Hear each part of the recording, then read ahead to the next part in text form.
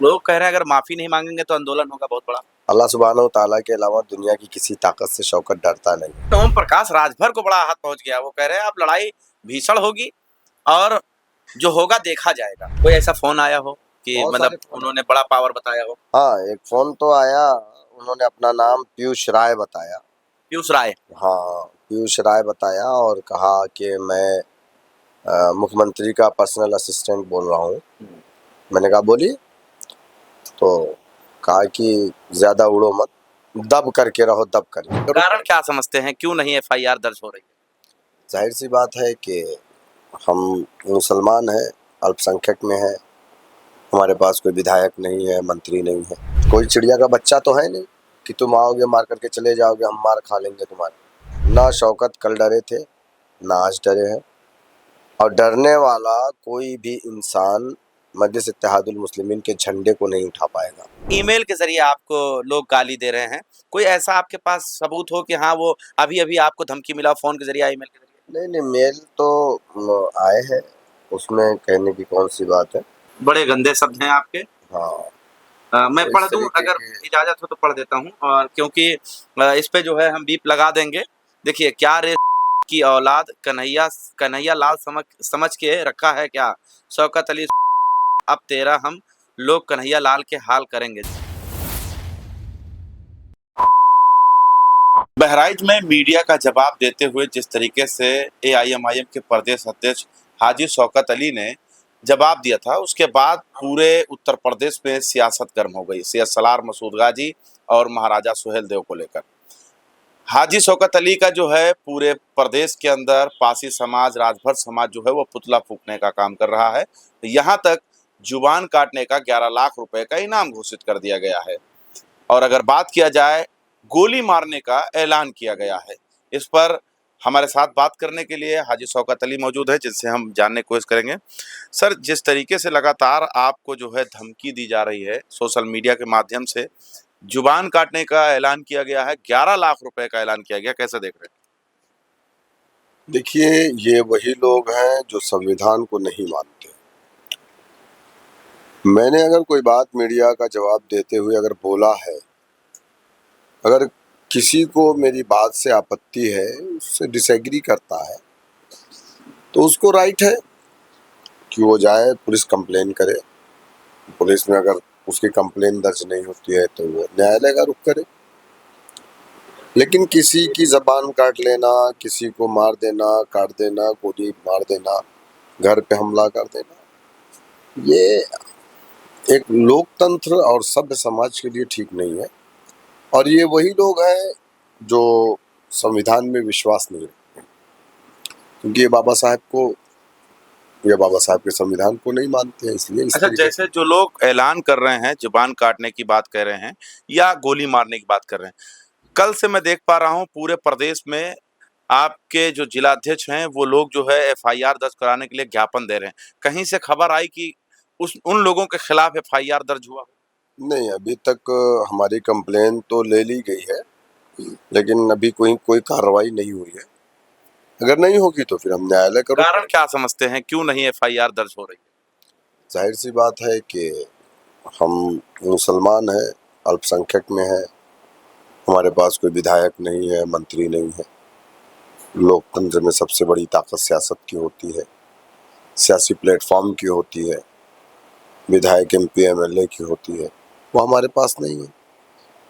हमारा समाज महरूम है, कोई सर पर हाथ रखने वाला नहीं, तो इसलिए हमारी बात नहीं सुनी जा रही है। लेकिन न्यायालय है, हम न्यायालय का दरवाजा कल मैंने खटखटाएंगे। आपका पोस्ट पढ़ा जिसमें आपने कहा कि मुझे जान से मारने की धमकी दी जा रही, गोली मारने का। उत्तर प्रदेश की पुलिस से अपील करते हैं कि इस पर कार्रवाई करे, और साथ ही साथ आपने कहा मेरे परिवार और मुझे खतरा है, थोड़ा सुरक्षा मुहैया हो जाए। नहीं, मैंने इसके पहले भी लगभग 1 साल पहले एक मर्तबा इस तरीके से मुझे और धमकियाँ मिली थी।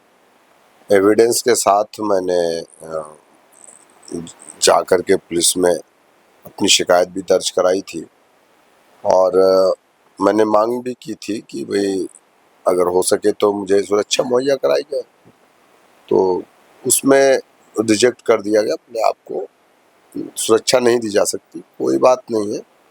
वो मेरा शौक भी नहीं है। रहेगा कि मेरा जो संवैधानिक तरीका था अपनी सुरक्षा की मांग करने का, मैंने उसको किया। वरना कल के ये भी सवाल होता है कि भाई अगर आपको किसी चीज़ का खतरा था, आप तो रिटर्न में लिख करके दिए होते। तो वो चीज़ें हो चुकी है। और रही बात गोली मारने की, गर्दन काटने की, ये सब सारी जो धमकियां आ रही हैं, तो मैं इन लोगों से कहना चाहूँगा कि अगर आपको लोकतंत्र या संविधान पे विश्वास नहीं है तो फिर आप आइए, हम डिफेंस के लिए तैयार हैं। हम कोई चिड़िया का बच्चा तो है नहीं कि तुम आओगे मार करके चले जाओगे, हम मार खा लेंगे तुम्हारे। हमारे पास भी संविधान ने अधिकार दिया है डिफेंस का, तैयार है उसके। ओम प्रकाश राजभर कैबिनेट मंत्री हैं, वो भी अल्पसंख्यक विभाग के, और उनका लहजा आपने शायद देखा होगा। देखिए, मैं पढ़कर सुना देता हूँ, वैसे ऐसे शब्द हम नहीं इस्तेमाल करते हैं, ना ही हम इसको बताना मुनासिब समझते, लेकिन फिर भी दर्शक जो है वो सुनते हैं। अनपढ़, गवार, जाहिल, बकचोद, ऐसे शब्द इस्तेमाल हुए। देखिए, ये उनकी तहजीब है, उनकी सभ्यता, उनके संस्कार। लेकिन मेरी तहजीब इस बात की इजाज़त नहीं देती है कि मैं उनको इसी लफ्ज़ों के साथ मैं रिप्लाई करूं। वो बड़े हैं, मैं उनका एहतराम करता हूं, कुछ वक्त साथ भी रहे हैं, मेरे घर पे बैठ कर के साथ में हम लोग खाना भी खाए। आज वो मंत्री हैं तो वो गालियां दे सकते हैं। हम आज जैसे हैं कल भी कुछ हो जाएंगे, लेकिन मेरी तहजीब इस बात की इजाज़त, ना मेरा धर्म, मेरा मजहब भी इस बात की इजाज़त नहीं देता कि अपने से बड़ों को गालियां दी जाए, वो चाहे किसी भी धर्म या किसी भी जात का मानने वाला हो। वही संस्कार उन्होंने अपने बच्चों को दिया। उनके बेटे ने कहा मुझे 51,111 रुपये जूता मारने वालों को देंगे। वही संस्कार उन्होंने अपनी पार्टी के कार्यकर्ताओं को दिया, जो गाजीपुर के अंदर कल विरोध प्रदर्शन करने गए थे तो महिला कांस्टेबल को छेड़ दिया, बैग टच करी, बल्कि उसने पीटा। मीडिया में, सोशल मीडिया में वो पूरा वीडियो वायरल। अखिलेश यादव ने भी उसको पोस्ट किया होगा, तो अखिलेश यादव के ही घर से तो वो 8 विधायक जीत करके आए। अखिलेश यादव ने अगर गठबंधन ना किया होता ओम प्रकाश राजभर से, अगर ये हमको छोड़ करके गए थे जब, तो मेरे ख्याल से ये खुद भी चुनाव ना जीत पाते जहूराबाद से। देखते हैं, जो होगा देखेंगे। लेकिन सवाल सबसे बड़ी बात है, जिस तरीके से आपको धमकी दी जा रही। अभी हमने देखा कि आपने एक बात और कही है कि ईमेल के जरिए आपको लोग गाली दे रहे हैं। कोई ऐसा आपके पास सबूत हो कि हाँ, वो अभी अभी आपको धमकी मिला फोन के जरिए, ईमेल के जरिए? नहीं, मेल तो आए हैं, उसमें कहने की कौन सी बात है। ये एक कोई राम सकल नाम का है, देखो ये है। राम सकल, बड़े गंदे शब्द हैं आपके। हाँ, मैं तो पढ़ इस दूं, तरीके अगर के। इजाजत हो तो पढ़ देता हूं, और क्योंकि इस पे जो है हम बीप लगा देंगे। देखिए, क्या रे की औलाद, कन्हैया कन्हैया लाल समझ समझ के रखा है क्या? शौकत अली की औलाद, अब तेरा हम लोग कन्हैया लाल के हाल करेंगे। जैसे कन्हैया लाल के साथ हुआ, उसी तरीके का हाल करने के लिए कह रहे हैं। आए, हम तैयार हैं, हम उनकी मेहमान नवाजी के लिए तैयार हैं। आए, मोस्ट वेलकम है, हम तो बैठे हुए हैं अपने घर पे हैं। कोई ऐसा फोन आया हो कि बहुत मतलब सारे फोन उन्होंने बड़ा पावर बताया हो? हाँ, एक फोन तो आया, उन्होंने अपना नाम पीयूष राय बताया। पीयूष राय? हाँ, पीयूष राय बताया और कहा कि मैं मुख्यमंत्री का पर्सनल असिस्टेंट बोल रहा हूँ। मैंने कहा बोलिए, तो कहा कि ज्यादा उड़ो मत, दब करके रहो, दब करके। दब करके? हाँ, मैंने कहा भाई मैं समझा नहीं, दब करके रहो। कहें पाकिस्तान जैसे हालात तुम्हारे बना दिए जाएंगे। मैंने कहा वो भी मैं नहीं समझा, आप बोलिए, आप कहना क्या चाह रहे हैं? आप कौन बोल रहे? बोला मैं पीयूष राय बोल रहा हूँ, पर्सनल असिस्टेंट, मैं सीएमओ से बात कर रहा हूँ। मैं कुछ बोलना चाहा, उसने फोन कट कर दिया। उसके बाद मैंने फोन भी नहीं तो आप डर गए होंगे कि मतलब सीएम कार्यालय से आ रहा था। अल्लाह सुब्हानहू तआला के अलावा दुनिया की किसी ताकत से शौकत डरता नहीं, और हमारी तारीख रही है, हमने कभी बातिल के सामने घुटने नहीं टेके, अपनी गर्दनों को कटाना बेहतर समझे। तारीखों को तो याद दिलाकर आपने फुरेद दिया है पूरा माहौल। ना शौकत कल डरे थे, ना आज डरे हैं। और डरने वाला कोई भी इंसान मजलिस इत्तेहादुल मुस्लिमीन के झंडे को नहीं उठा पाएगा। मैं पहले दिन से पार्टी को लेकर के उत्तर प्रदेश में आया हूँ। जब लोग पार्टी को आतंकवादियों की पार्टी कहते थे तो तब मैं नहीं डरा। आज तो अल्हम्दुलिल्लाह मेरे पास करोड़ों की तादाद में मेरे कार्यकर्ता है, एक बड़ी फौज है। अच्छा, निकलते होंगे तो डर के निकलते होंगे कि मतलब कुछ हो जाए, पता नहीं कैसे कहाँ से लोग आ जाएं और मार कर चले जाएं। अभी सुबह गया था, बाहर अकेले गया था, मैं था, मेरी गाड़ी में मेरा ड्राइवर था। मैं गया था थोड़ा न्यायालय में अपने वकीलों से मुलाकात करने के लिए। FIR हो गया आपके ऊपर? 3 FIR हुई है, तो मुझे कोई डर नहीं, करने दीजिए FIR, हम भी जवाब देंगे न्यायालय में। आपका पुतला फूका जा रहा है पूरे उत्तर प्रदेश के अंदर, वो भी बिल्कुल बड़ी ही भारी तादाद में लोग निकल कर आपका पुतला फूक रहे हैं।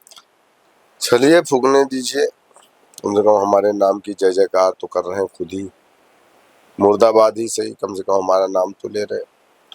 मुझे उस पर कोई एतराज़ नहीं, करने दीजिए। सियासत में ये सब सारी चीज़ें चलते रहती है, मुझे उस पर कोई फ़र्क नहीं। लोग कह रहे हैं अगर माफ़ी नहीं मांगेंगे तो आंदोलन होगा बहुत बड़ा। काहे की माफ़ी? जो आपने लुटेरा कह दिया ना महाराजा सुहेलदेव जी को। अरे आप रोज़ लुटेरा कहते थे, हमने तो एक बार कहा, आप तो रोज़ कहते थे ना। हमने तो किसी के सवाल का जवाब दिया कि भाई सालार मसूद गाजी को लुटेरा। एक बात बताओ आप, सालार मसूद गाजी का इतिहास किसी को नहीं मालूम है। ये जो लोग बकबक कर रहे हैं, चिल्ला रहे हैं ना, सालार मसूद गाजी बाहर के कहाँ से आए?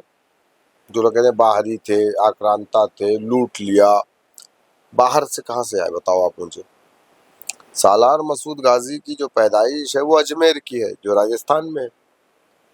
सालार मसूद गाजी 10 फरवरी 1014 में पैदा हुए। 1014 में कहाँ पर?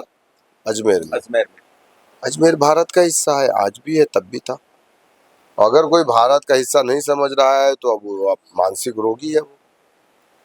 और अगर वो यहाँ आए, और उस वक्त ये जब की बात है, उस वक्त मान लीजिए विकास नगर का अलग राजा होता था, गांधी ये क्या नाम है आपका, इंदिरा नगर का अलग राजा होता था, आपके मतलब अलग अलग एरिया का एक राजा। सूबे क्या राजा है? सूबा नहीं, एक एक मोहल्ले का राजा होता था, सूबा नहीं, कई टुकड़ों में बटी थी और सबके अपने झंडे होते थे, अपनी सेना होती थी। उसमें अपने वर्चस्व की लड़ाई एक दूसरे से लड़ते थे। तो ये वर्चस्व की लड़ाई एक दूसरे से लड़ने की, ये जमीनों का विवाद रहता था, वर्चस्व की लड़ाई थी। तो उसमें राष्ट्र का अपमान कहाँ हुआ? मैंने किसी के धर्म का अपमान नहीं किया। मैं हमारे देश में हमारा हिंदू भाई जिसको पूजता है, जिसको भगवान कहता है, वो श्री रामचंद्र जी है। ये जो सुहेलदेव, राजा सुहेलदेव की बात कर रहे हैं, वो भगवान तो नहीं है ना। भगवान राम है। भगवान कौन है? श्री रामचंद्र जी है, जो इस देश का हिंदू भाई जिनकी पूजा करता है। लेकिन ओम प्रकाश राजभर को बड़ा आहत पहुंच गया। वो कह रहे हैं अब लड़ाई भीषण होगी और जो होगा देखा जाएगा। ठीक है, संवैधानिक तरीके से बिल्कुल हम जवाब देंगे उसका, हम भी जवाब देंगे संवैधानिक तरीके से। बहुत ही लहजा उनका आपने सुना होगा, तो आप उस लहजे को सुनकर आपको क्या महसूस हुआ होगा? नहीं, हम उनकी बात का जवाब उनके जबान में नहीं दे सकते। मैंने कहा ना कि मेरी तहजीब इस बात की मुझे इजाज़त नहीं देती है। उनको गाली देने दीजिए, कोई बात नहीं है, उनके अपने संस्कार होंगे, देने दीजिए। चलिए, बहुत बहुत शुक्रिया। तो हमारे साथ हाजी शौकत अली जी मौजूद थे, जो AIMIM के यूपी प्रदेश अध्यक्ष हैं। बात हम कर रहे थे महाराजा सुहेलदेव वर्सेस महाराजा सुहेलदेव बनाम सैयद सलार मसूद गाजी की। जिस तरीके से इस समय उत्तर प्रदेश के अंदर एक सियासत गर्म है और उस पर जो है रोटियां सेकी जा रही हैं, आपकी क्या राय है वो जरूर बता दीजिएगा। देखते रहे 24 तक न्यूज़, जब तक इनके साथ।